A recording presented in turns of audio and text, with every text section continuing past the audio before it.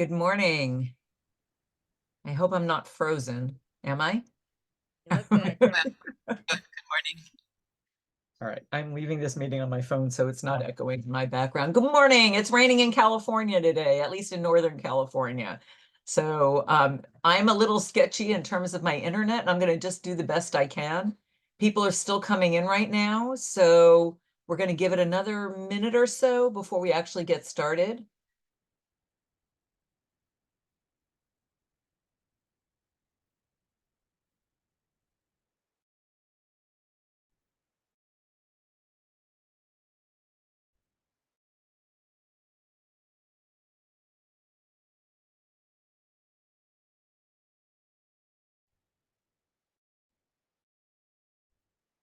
I think Pam froze. I'm frozen again. But we can hear you. Give it a go. Can you hear me? All right. Hi, good morning. And I think it's still morning everywhere where we are. I'm Pam Shaw. I am the facilitator of this work circle for NHSA and the Head Starter Network. Since there are probably many of you who've never been here before, and I know we have a whole bunch of people registered for this thing this morning, I'm going to give you a little background on where we come from and what we've been doing. Yes, if you could put your name and where you're from in the chat box, that would be great. Thanks, Andrea. So this work circle began as a result of a release of a report in January 21 called the Broader, Deeper, Fairer. We're going to put the link in the chat later so that you'll be able to access any of the documents that we're talking about. Broader, Deeper, Fairer was looking at the workforce, particularly in Head Start programs, but not specifically because it had a broader appeal than that. And there were 5 areas of context that they were looking at. One was redefining credentials. 2 was rethinking degree attainment. 3,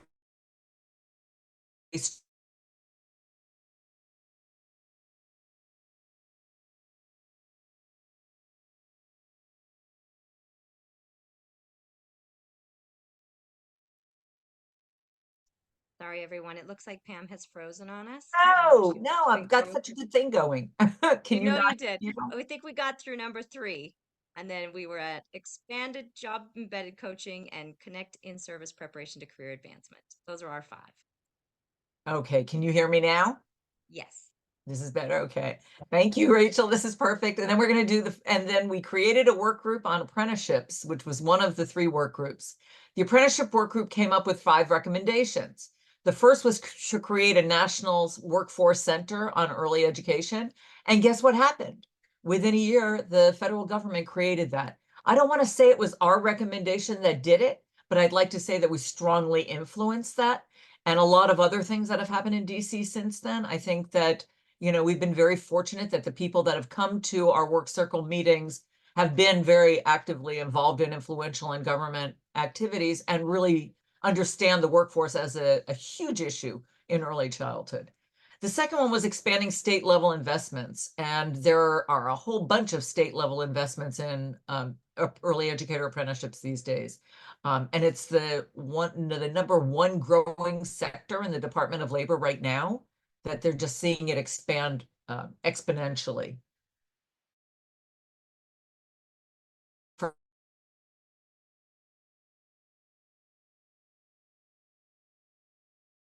Thanks for your patience, everyone. We'll give Pam a moment.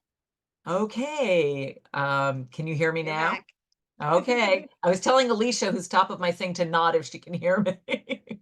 All right. Thank you.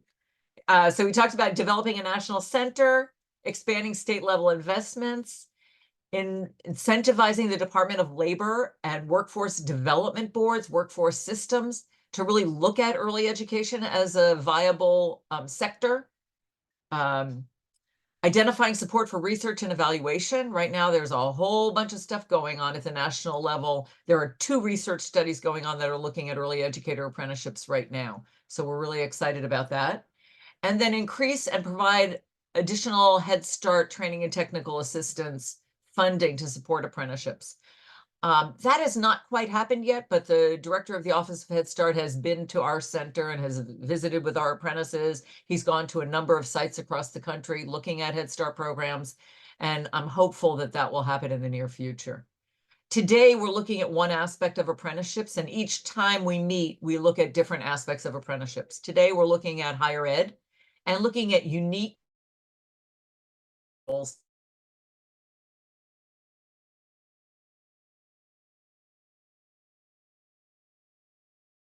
Professionalism and how people learn best from an equity of our speakers, well, all of our speakers bring to the table with them is everything they've done has been created to help those who don't have it easy to access higher education. And most of our programs were not created to access, for middle-class people to come in and kids that are ready to go to college right out of high school. That's not who we serve in our program. And we've served over 500 apprentices in the last 9 years that we've been operating our program. We have about 170 people taking classes right now. And I didn't really introduce myself, but I'm Pam Shaw, formerly with the YMCA of the East Bay in Oakland and Berkeley, California, and now a consultant and semi-retired. So I like to say that because I work full-time still, trying not to. Elizabeth is saying no. Yes. And then, so I want to introduce Hanan Osman. Hanan is from the Indiana, can you hear me still? I'm good? Yep. Okay. From the Indiana Association for the Education of Young Children. She joined there in 2008. She also works with Teach Early Childhood there.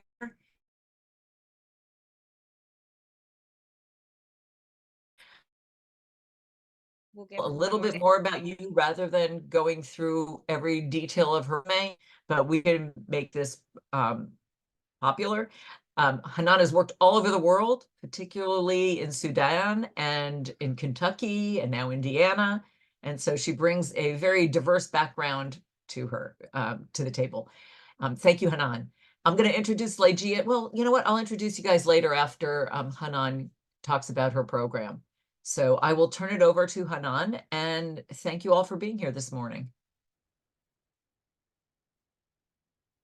Good morning, everyone. I'm glad to be here and share a little bit about what Indiana has been doing in the last 25 to 26 years. And then I'm just going to give you, I did not prepare any PowerPoint because I thought I would just use some discussion points. And please know that I'm talking from Conference Center, Convention Center. We have our Indiana AAYC annual meeting where we are welcoming around 2,500 people, early childhood people coming to attend our conference. So I just want to give you a little bit background about why Indiana is so busy with the work of articulation. So in 1998, when Teach Early Childhood Indiana was brought to Indiana from North Carolina, the Child Care Services Association in North Carolina, we got the license at Indiana AAYC to implement the program. Then we start looking around to the higher education and we start thinking about how we're going to build capacity, starting with the CDA, and then the CDA moves into associate degree, and then the associate degree will move to the bachelor's degree.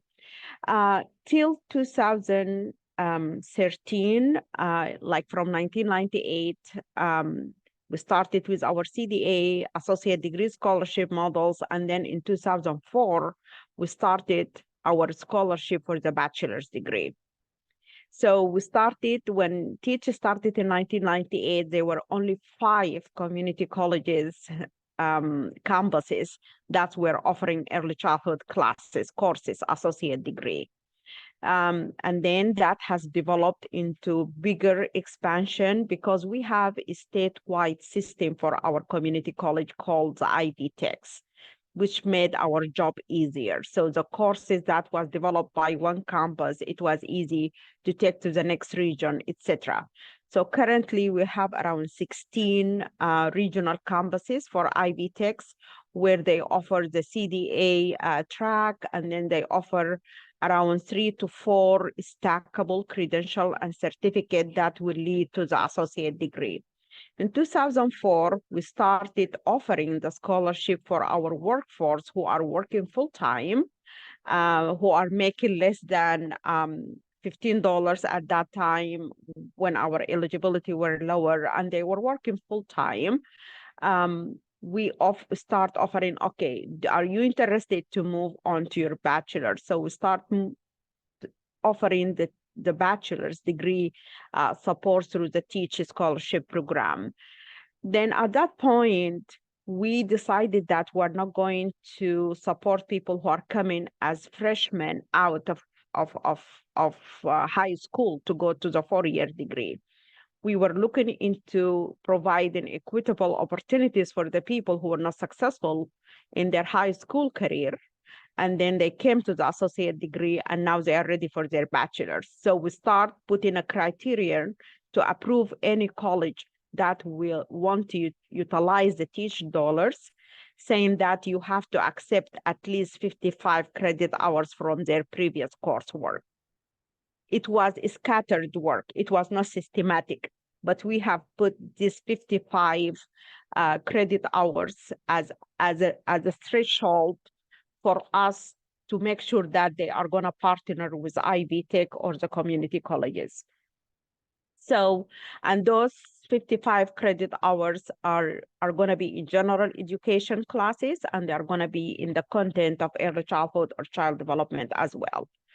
Okay, so you can imagine from 2004 till 2013, every 2 years, every 1 year, they will change those articulation agreements. So they will give us the list of the classes they will accept. And then after they change their catalogs or their offering, we have to collect again articulation agreements. So they were done not systematically. And at Indiana AYC, where Teach is housed, we have the Indiana Early Childhood Higher Education Forum. That forum is consisting of the 2-year degrees and then also the 4-year degrees. So they wrote a proposal to the Commission of Higher Education, and they start talking to them about, okay, if we have a statewide system, why we do not have one single articulation. Again, nobody was listening at that time. Till 2013, the Commission of Higher Education decided to look into the articulation and the transfer approaches we have in the state. So in 2013, they brought different work groups, and the early childhood education was one of these groups, and they counted it as one of the needed professions or the needed colleges and degrees that need to have that articulation or pathways for people.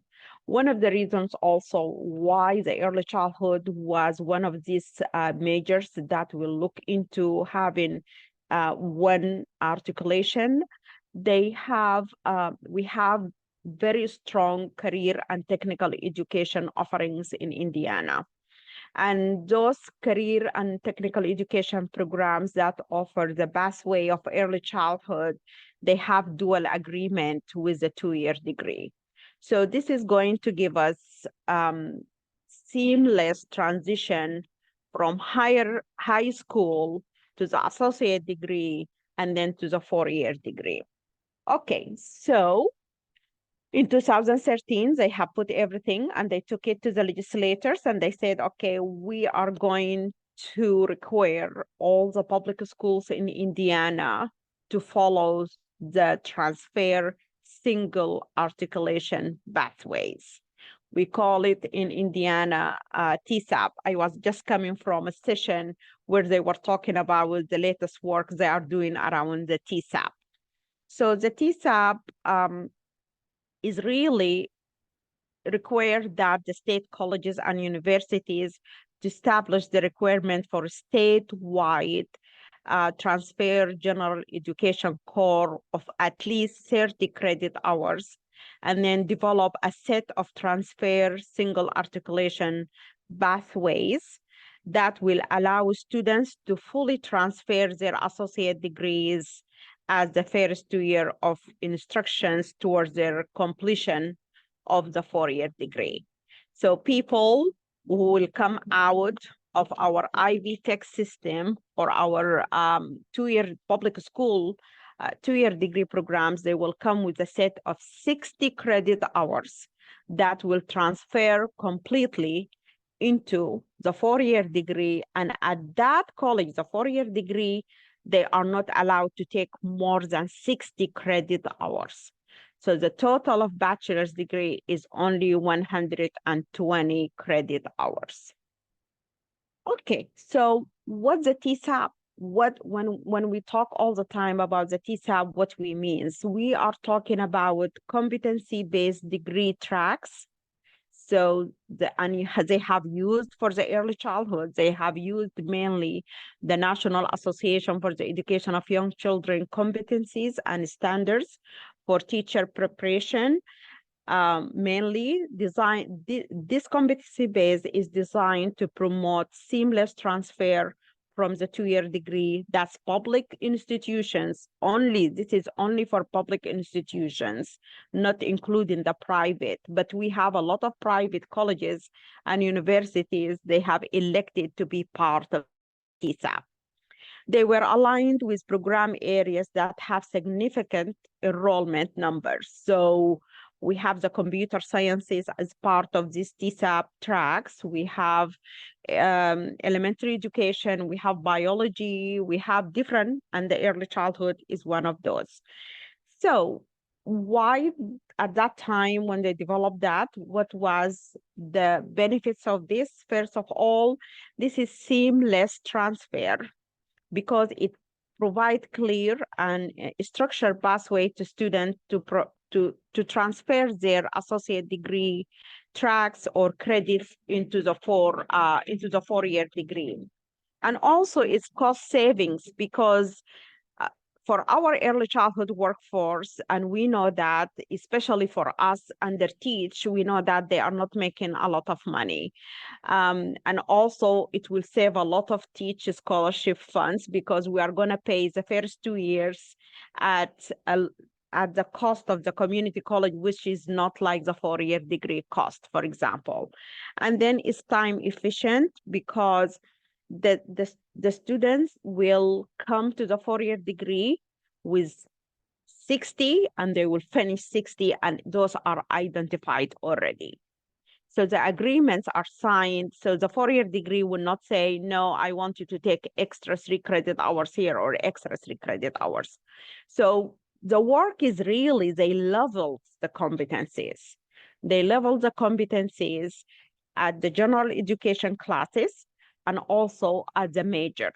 So the level 1 from 2 to 3, and now currently they just used the unifying framework of NACI, and they have worked so hard to show the leveling of level 2 and level 3, the educator 1, educator 2, what it means when it comes to the TSAP.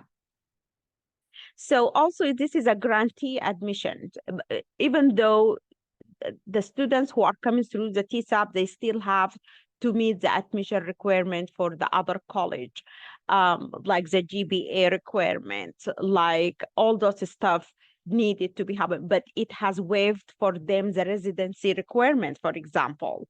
So if you come into me with at least 30 hours in general education through the TSAP, that means you don't have to meet the residency here. Academic support. So as soon as the person will identify themselves as on the TSAP track, not the Associate of Applied Science, not only as CDA. So those people are getting not only advising from the community college only, they are getting immediately advising from the 4-year degree. So that student getting academic advice at that point of them being admitted to the community colleges. Flexibility. So as soon as I complete the 30 general education classes, because we all agreed on, if I want to change my major after that, it's not going to be hard because the 30 general education classes has been agreed on with everybody. So if I finish my general education classes and I decided I want to go to elementary education, not early childhood, I don't have to repeat any of my general education classes.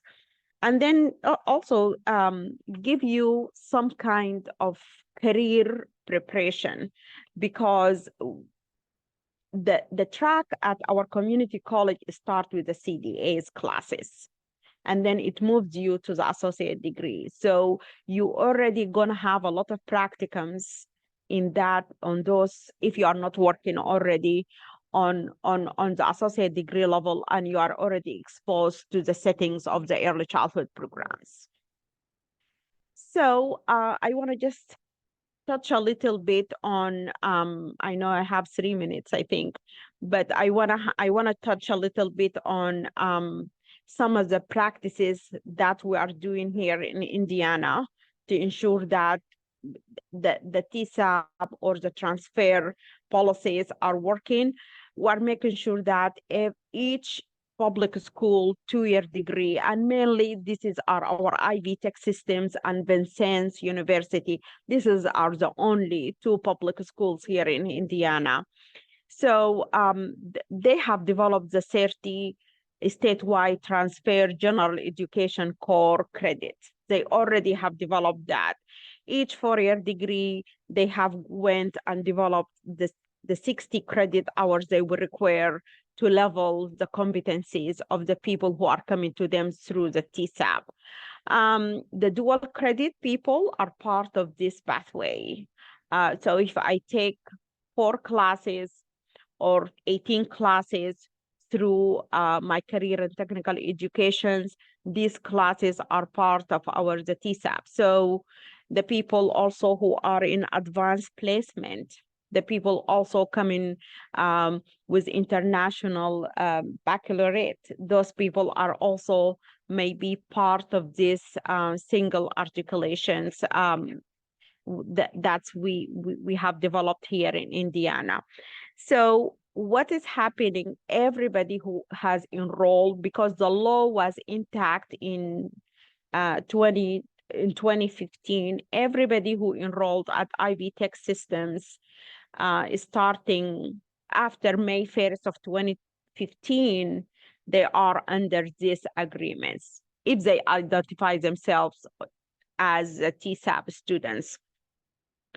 Also, it's very important for you to know if we still have somebody, because we know people are working full time, they don't finish, they enrolled at our community colleges before May 15, and they want to go to the 4-year degree. At that case, people will look at their classes they have taken, and they will still do the transfer for them on basis of courses. That's what they will be doing. But in general, we have found that, especially with the unifying framework that has been put in place by NACI, we have found that it has been the most successful. I can tell you from my seat as a teach staff, when teach came, 2 of our biggest, largest public school universities, Purdue University and Indiana University, they were adamant not to take part of the teach scholarship, because they were thinking that they cannot provide classes in the evenings or the weekend for our workforce who are working full time. But the TSAP has forced them to offer the classes on the times that our transfer students will need, because the Commission of Higher Education is not only monitoring if any university and the 2-year degree have this TSAP agreement, but also they are monitoring if the people have students on those tracks or not. So we have some of the universities, they were trying not to enroll anybody on TSAP, and then we have lifted that to the commission, and now they have classes on the times where the workforce or the people who are in TSAP, they can go and get these classes. I do not know if I have touched on anything you want to hear. I know my invitation to this meeting was based on previous meeting, and this group wanted to hear more about the TSAP, but I'm open to any questions or any explanation if I didn't talk about it. I'm going to ask people to hold questions, jot down some notes if you want to put it in the chat, and then Hanan, I'm going to ask you to hang out with us and listen to what Advance is doing, and then you can both groups can answer questions at the same time. So thank you so much. Oh my God, if California could only have one articulation agreement between all 106 community colleges, or however many there are these days, and the higher ed system, I think I would die and go to heaven. It would be so wonderful.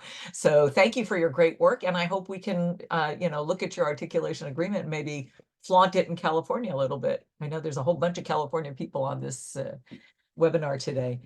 So it's my pleasure to introduce Ligia Stebbing. Ligia is the president and founder of Advance College, which opened its doors about a year and a little bit ago and has their first graduating class this May. Very exciting.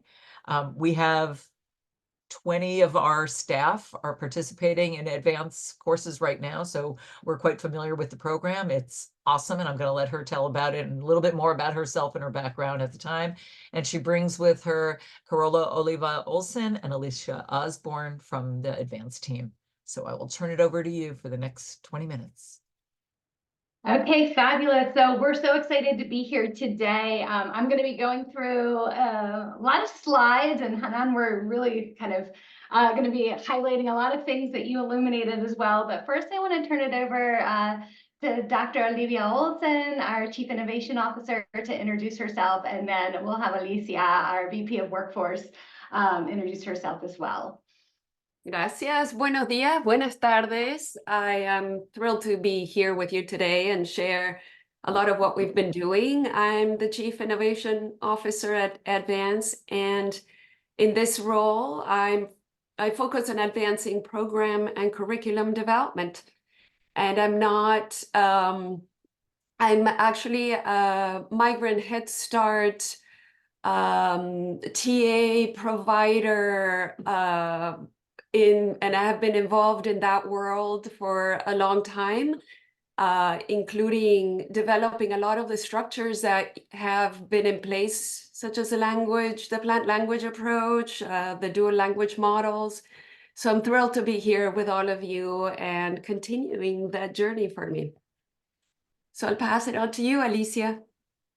Hi, everyone. Good morning. My name is Alicia Osborne. I am the VP of Workforce and Admissions, and I am in my 19th year of servicing our communities here in California, and in my past history in a few other states as well.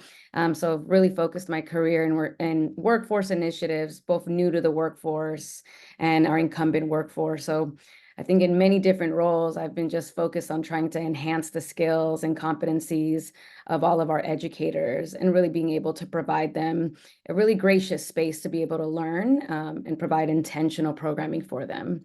And so at Advance, I am doing something very similar at a different scale and just really focused on creating earn and learn pathways for our local communities here in the Bay Area, as we're still pretty local here in the Bay Area and hoping to expand throughout the state and through other states in the near future. Thank you, Carola and Alicia.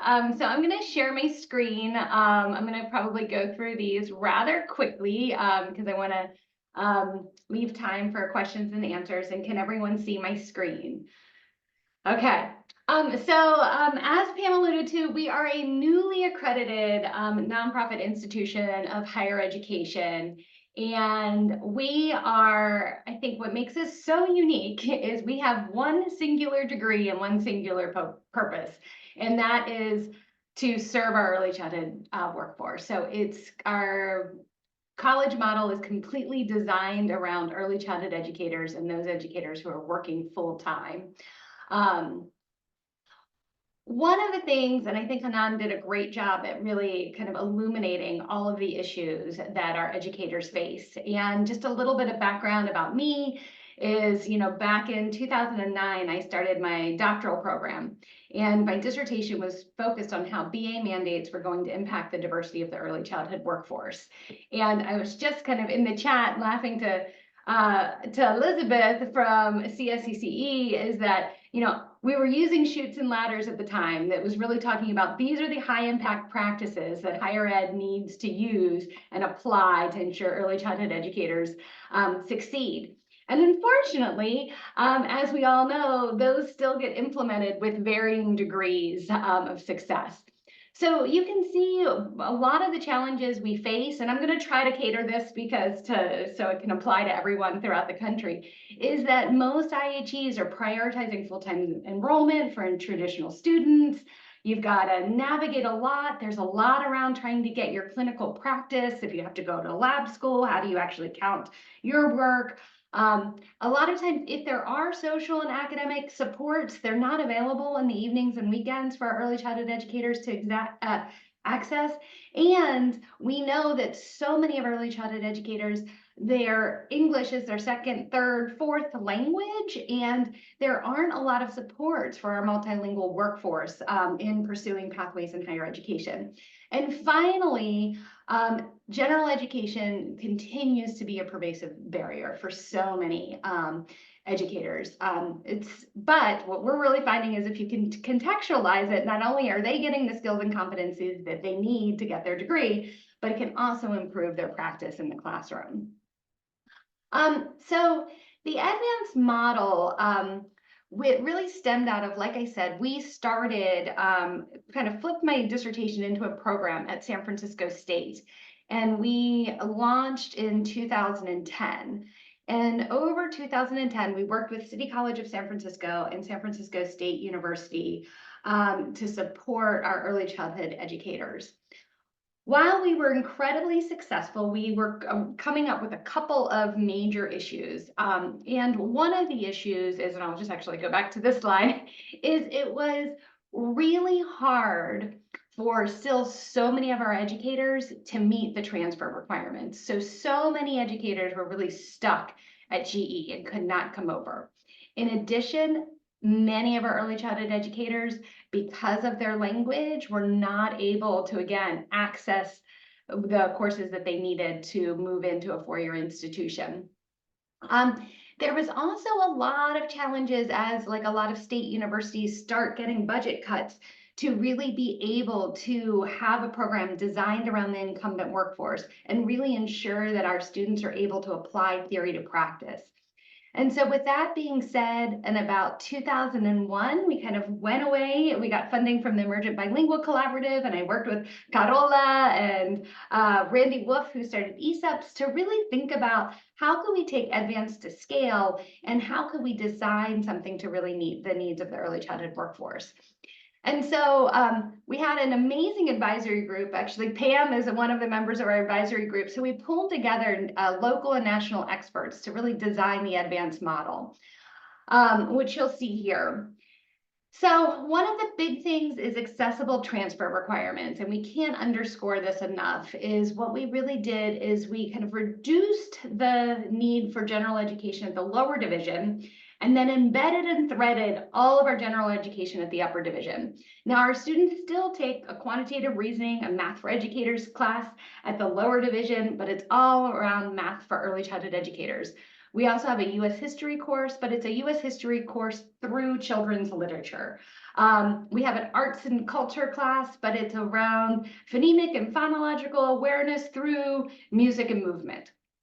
And so we're taking all of those, if your accreditors call them the big five: critical thinking, written communication, oral communication, scientific inquiry, and we're embedding that and threading it into all of our coursework. The other thing that is really important, as you know, in serving early childhood educators is making sure that the degree is affordable. What we are finding is to do this work, it's not cheap, it's very expensive because we are very high touch and have a lot of embedded student support. But we've set it up so we can give students institutional grants and working with state and federal programs that we can receive rather than the teachers getting stipends, we can receive the funds and apply those as institutional grants, so they're not taxed. So for the past 2 years, all of our educators have been able to pay nothing except for a very small enrollment fee that's $150 a semester. The other big thing is this earn and learn pathways and the ability to have educators be able to work and go to school full time. What we've really found over the years is educators need to see a very clear path to graduation. Sometimes the paths that we create tend to be like 10 years because we're taking one class here, one class here, but we found if we can package the courses correctly and we can align and sequence what they're doing and really tie it to work, they can get through in a timely manner. So our program is 4 years, you get through in 4 years. If you come in at the upper division, it's 2 years. One of the big things, and I'll show you what our curriculum looks like, is students get paid if they get units for paid work. So it is a true earn and learn classroom, and we feel like that is very, very important. The other component is this dynamic remote curriculum. After COVID, we found so many of our students did not want to go back on campus. They were like, we're working all day, we've got to go home, feed our children, take care of our families, and it's too much to then go to physical campus. But they did not want asynchronous coursework because they felt like they would fall behind. They wanted to be members of the community. They wanted to kind of unpack their practice. And so we really felt this need to really design something where we could still have community and it would be online, but Zoom, like most of our lives are today at work. And the last piece is this comprehensive student support. And so really making sure that students have support where they need it at all places. So we really try to make it so students don't have to go outside of their classroom to find something. Everything is embedded. So we have writing coaches, multilingual teaching assistants, and everything that we can, we embed in the actual courses themselves. So you don't have to make a separate appointment to get the support you need to be successful. Just quickly, these are our program learning outcomes. And so one of the things we looked at the NAEYC standards, the California Teaching Performance Expectations, and the California ECE competencies to come up with these. One that you'll notice that doesn't always stand out as much as we would like in the different competencies is this one right here, the role of policy, advocacy, and organizing in early childhood. We really feel like this is important because as individuals with a BA, we want to make sure that they feel like they can advocate in the workplace for higher wages and have a really a deep understanding of the systems and structures in early childhood. Okay, so real quickly, how we do this and how we do this effectively is we kind of theme out all of our courses. And so all of our courses are bundled together into these dynamic themes. So you can see we'll have one is a semester in infant toddler, another is in language and literacy. And each semester they take something called their community of reflective practice. And that's where they're really able to take their content and dive deep and understand where they're at in their practice and what they need to kind of move further and deepen their skills and deepen their practice. And the other thing, and I'm going to have Carola talk a little bit about this too, is that we work really closely with everyone teaching. So this is our upper division in really sequencing and aligning the curriculum. Because what we found is in early childhood, coursework can be incredibly redundant if our educators aren't working closely together. So Carola, can you talk a little bit about kind of our approach to that and how that kind of weaves into the advanced way? Right. So think about each semester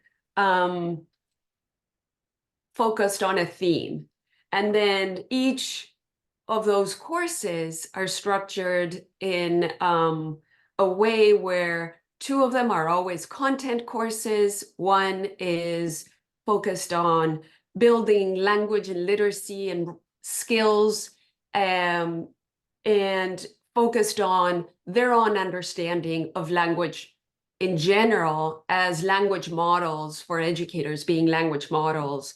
and that being all coming together in a community of reflective practice. But in these courses, we're developing, and as an instructor is conducting that course, delivering that course, they're all using a cycle of reflective practice model, which means within a course, there's a sequence of several iterations of this cycle of reflective practice that involves assessing our understanding as a student, assessing the understanding of a particular concept or topic, then planning, implementing in their settings where they document it, whether it's video, which we use regularly, photographs, narratives, and then coming back with that and giving each other feedback, reflecting on how that went, set by parameters of a rubric, for example, and then implementing again, but this time enhancing that practice.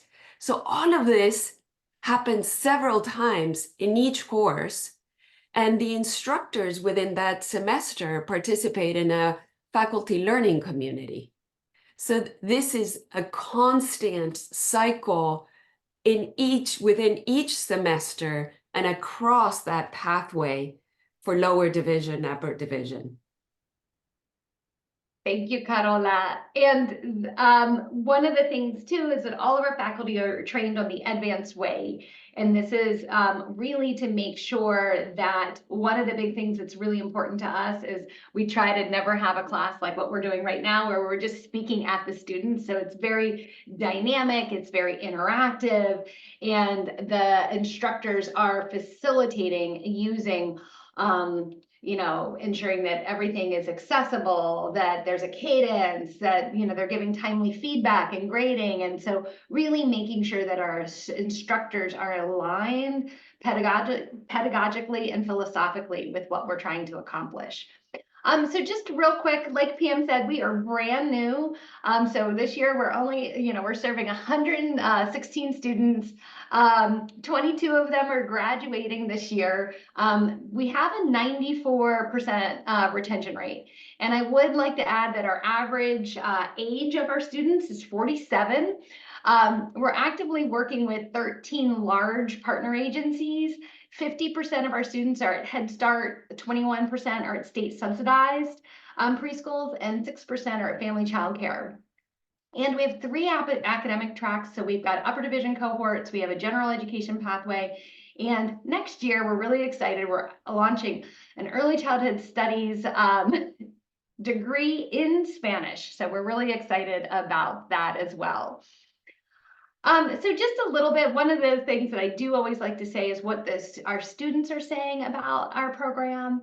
If you look at this, 100% of our students say that they feel like they belong at Advanced College. So in designing like a remote environment, the fact that they feel like they're a valued member, that they feel that it is just, that they're really feeling seen and heard, is just amazing.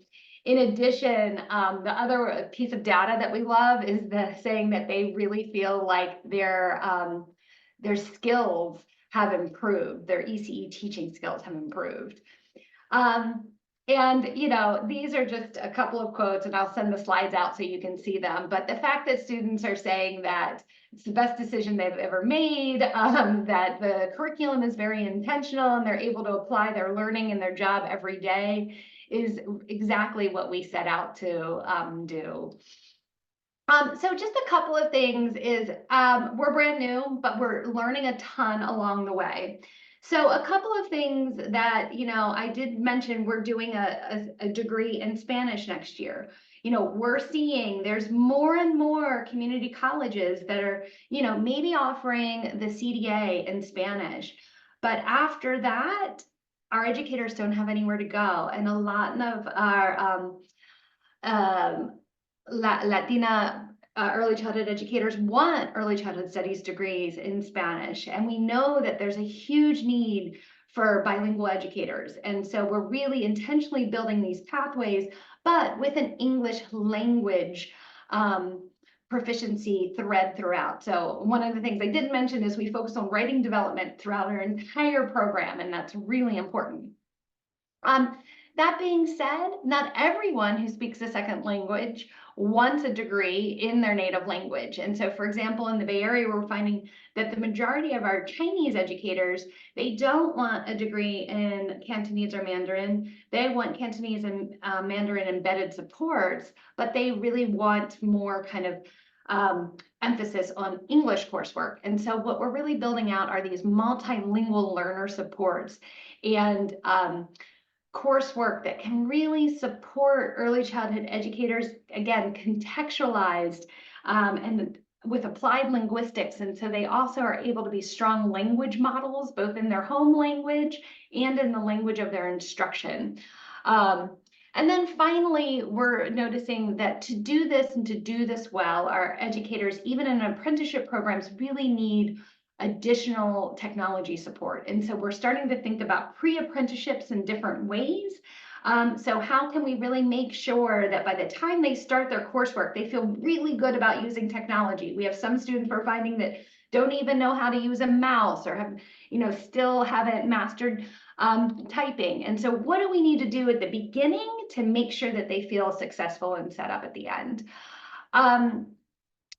On the horizon, one of the things we're really excited about, we've been working with ESEPs to become an apprenticeship sponsor. So we'll be able to sponsor apprenticeship programs that we're working with. We're expanding, we're hoping to expand our native language pathways. We're also in California, as you know, they're doing a PK3 credential, but how can we embed that the PK3 credential into our program so we're not asking teachers to do something else? And the other huge thing that we know that there's a need for are these kind of early childhood leadership pathways and master's degrees. So we're really looking to explore that as we go on. And I'll pause here. This is just if we wanted more information about apprenticeships, but here's our contact information, but I'll also share these slides, but wanted to make sure that you have time for Q&A. Thank you. This is amazing. So excited.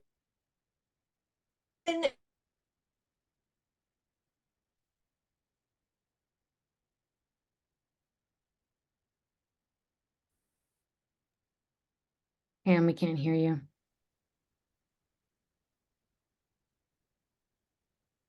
Now? A little bit.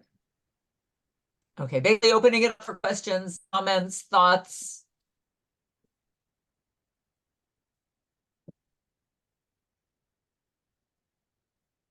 Were you able to hear that, Rachel? Yes. Are you there? Yeah, we heard that. Okay. Any questions in the chat box? Thank you, Alicia. Most of the questions were around, this is amazing. Can we get copies of the slides? Which, Yeah. Lydia, if you can just send those to me afterwards, we'll be sure and send it out along with the recording. Yeah, absolutely. Session. One of the other things that I didn't highlight that I do want to highlight is just the CDA and recognizing the CDA. One of the things we're really working on is our credit for prior learning and ensuring that the students that have the CDA have received 12 units for the CDA. And so I think that's one of the things we're really hoping to do is to just provide just how other institutions of higher eds are offering credit for prior learning for the CDA, and just credit for prior learning in general, I think is huge. Absolutely. I'm seeing a couple of questions in the chat. How does an agency join Advance? You can reach out to me right now. As Alicia said, we're focused on the Bay Area with a kind of a intentionality to grow slow and intentionally. So we can talk to you about it. We really want to make sure that we are growing with intention, and we're really, as you can tell, we're really focused on our outcomes. I would say, Carla, were you going to say something? Yeah. There's a question from Patricia. How many languages are supported in the college? There are multiple languages. And just like we're teaching, supporting them in understanding and learning the strategies and supporting all children who are multilingual learners when you don't speak the same language, we're implementing those strategies as well. So we have a high number of students right now who speak Cantonese, Mandarin.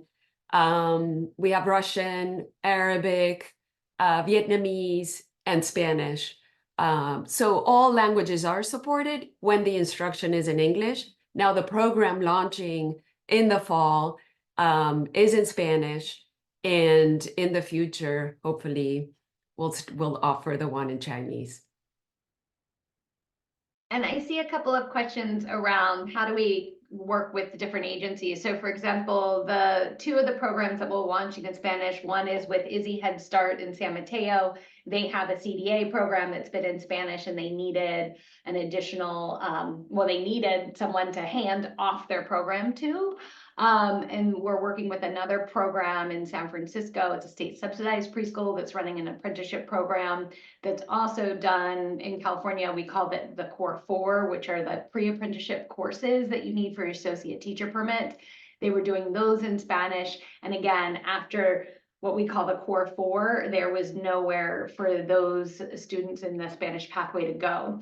So right now, like Pam says, we're working with our key agencies in the Bay Area to really map out what are the needs and to design cohorts kind of based on where the mass, where the majority of the educators are.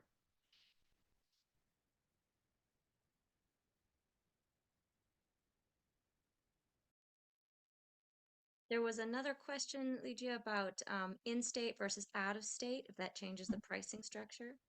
Yeah, so right now we're only in California. What we are looking to do is, as we expand nationally, like I said, really looking at sustainability and the long-term need. So for example, if we were going to Chicago, really understanding what are the supports available, both on the state level and a local level.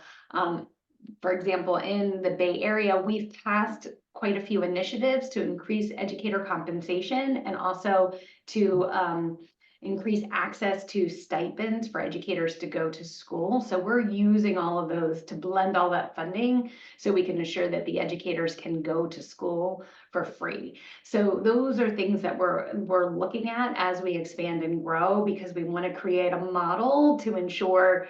One of the things that's really tricky is federal financial aid, especially for those individuals who have been working for a very long time and taking coursework for a very long time. What we found in San Francisco is by the time a lot of our early childhood educators got into a California State University for their 4-year degree, they had used up all their federal financial aid and Pell, and they were no longer eligible for Pell once they got to a 4-year degree.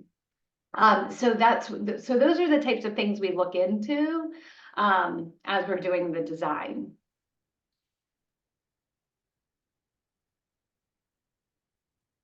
So can I suggest, if you're interested in pursuing something and you're not in California, shoot an email to Lygia or Carola or Alicia. Yeah. I know, like, we're trying to get a cohort cost. Like, how much would it cost to have a cohort of 20, 25 people fit this to be the program with a lower than would be done? And I think open to, can you not hear me? No, that's choppy. Freezing. Yeah, great. Okay. Welcome to Bay Area weather today. It's finally raining. So Well, Yeah, just feel free to reach out to us. Yes, exactly. She was sort of wrapping us up. The presenters today have provided their contact information, so you can always follow up with them directly. We appreciate you so much being here. This is so inspiring. It's exciting to hear new and different ways, as was in the chat, of approaching higher education and making it more accessible for all learners, and especially for our early childhood educators. So we appreciate you being here. There's a couple of upcoming events we wanted everyone to be aware of. NHSA is hosting their national conference in Portland, Oregon in just a couple of weeks. That's coming up April 15th through the 18th. So if you're able to join us in Portland, lots of more learning happening there. If you want to dive deeper specifically into early childhood education apprenticeships, we highly recommend the ESEPS National Conference. That's coming up May 6th through 9th in Sacramento, California. And finally, if you would like to learn on a monthly basis, we dive into topics like this every month in our apprenticeship work circle, which Pam has been leading for us the past few years. You can contact me directly if you're interested in getting on our list for that. Join us whenever you're able, and we record our meetings and put them on our NHSA website with all of our apprenticeship resources. This is a great place for you to come and learn more about building innovative models that hopefully will work for your program. So again, everyone, please join me in thanking our wonderful speakers. We appreciate you all so much for sharing today. And we will get the recording out as well as those slides within the next couple of days. You're welcome to share those out far and wide. Let's make education accessible. Okay, and I just put the slides in the chat. Oh, fabulous. She's way ahead of me. I'll send them to you as well. Perfect. Thank you so much, everyone. Muchas gracias. Have a Thank you, wonderful day. everyone. Thank you.